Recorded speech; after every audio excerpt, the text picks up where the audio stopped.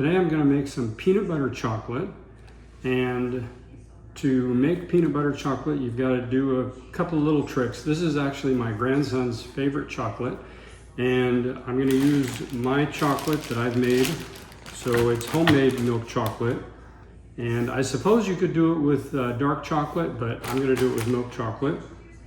The thing about chocolate is that it hates water. Okay, so you can't just take peanut butter and mix it with chocolate because it'll seize up. So what you have to do is you have to use something that's dry. And so what I do is I use the dried peanut butter.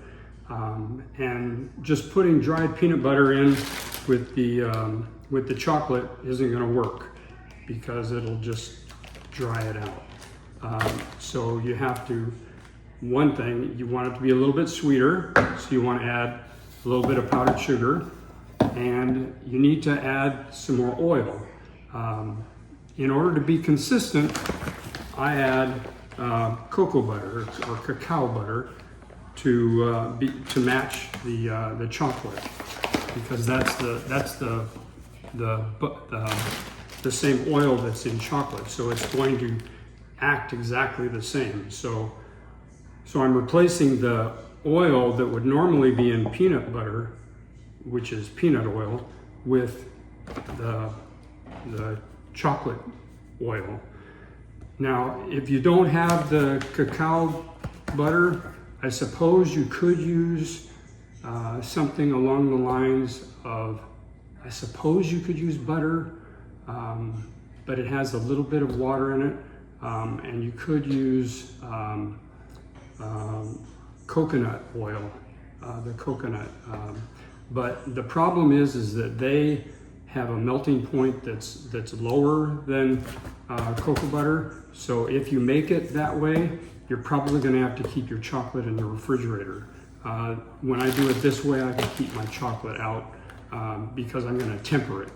So I'm going to treat it just like tempering milk chocolate. And in making it, it's a story of thirds. I'm going to end up making 360 grams. I'm using grams because it's easy to multiply. So it's a third peanut butter and 2/3 milk chocolate. So to make it easy, I'm going to do 240 grams of milk chocolate, and then 120 grams of the peanut butter. So that's going to end up being, and that's also in thirds. So this is a story of thirds. So 2/3 would be 120 grams of this. So and then, 240 grams of this, and then 120 grams of this divided by 3. So it'd be 40 grams of the dried peanut butter, 40 grams of the sugar, and 40 grams of the cocoa butter. Okay, so this is also divided in thirds. And so I'm going to measure that out and get it all mixed up, and then we'll meet you on the other side where I go ahead and start melting it.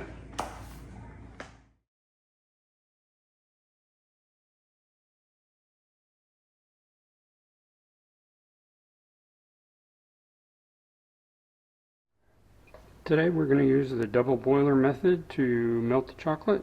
So I've got it over the stove, over a pot with water in it, and I've got the chocolate minced up with the cacao butter underneath.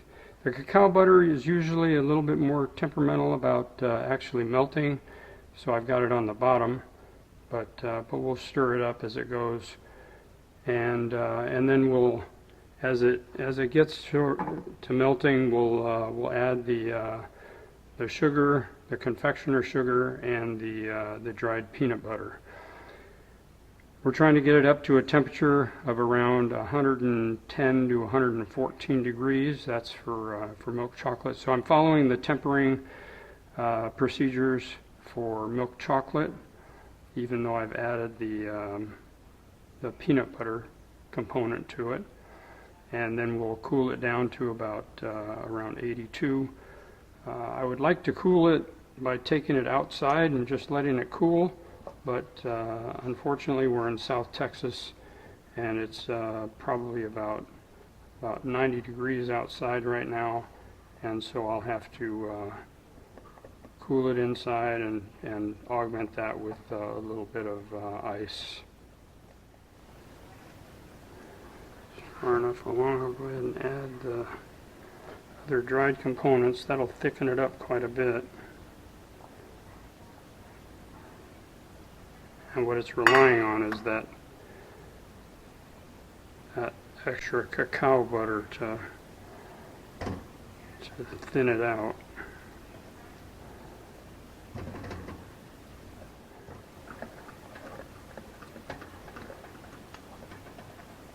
I'm going to take it off. I don't want to overshoot my temperature.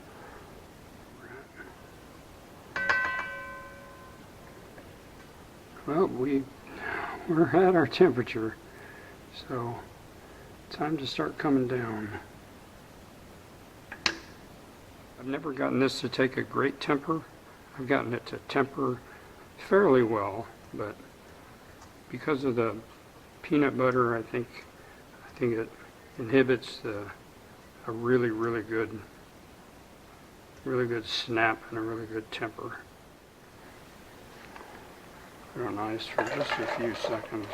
Won't take long.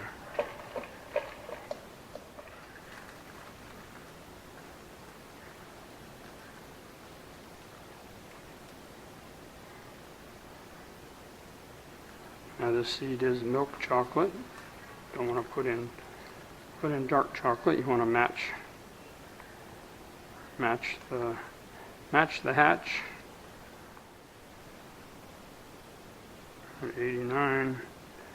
Okay, now we're trying to drop it to around 82.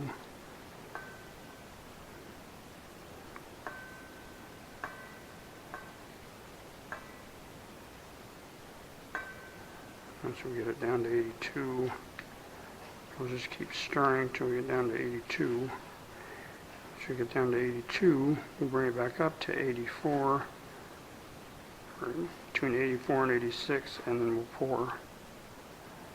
We've got our molds ready to go.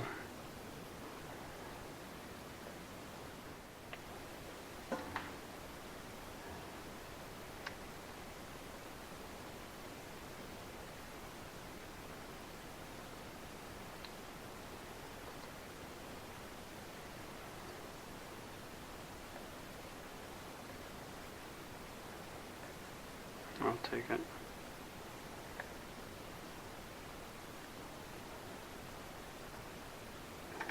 Alright, I'll dry it off the bottom. Don't want any water getting in anything.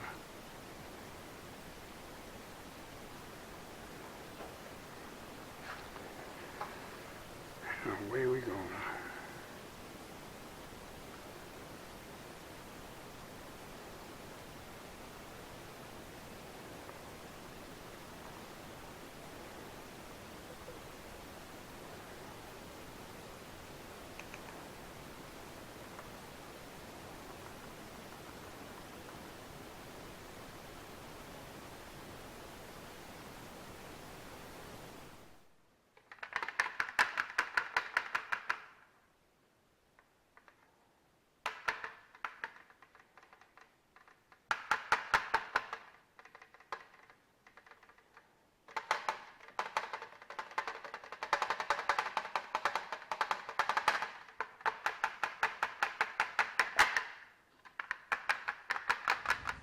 All right, these have been cooling long enough. We'll go ahead and pop these babies out. So this is just silicone mats. I'll flip these babies over and out they come.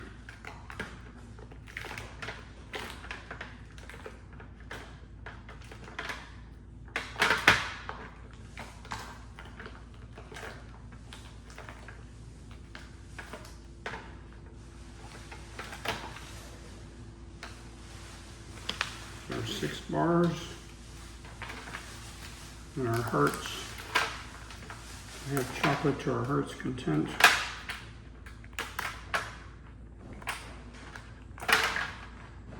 I filled them a little bit, but it's okay. And so, looks like a perfect little heart. You see how it is?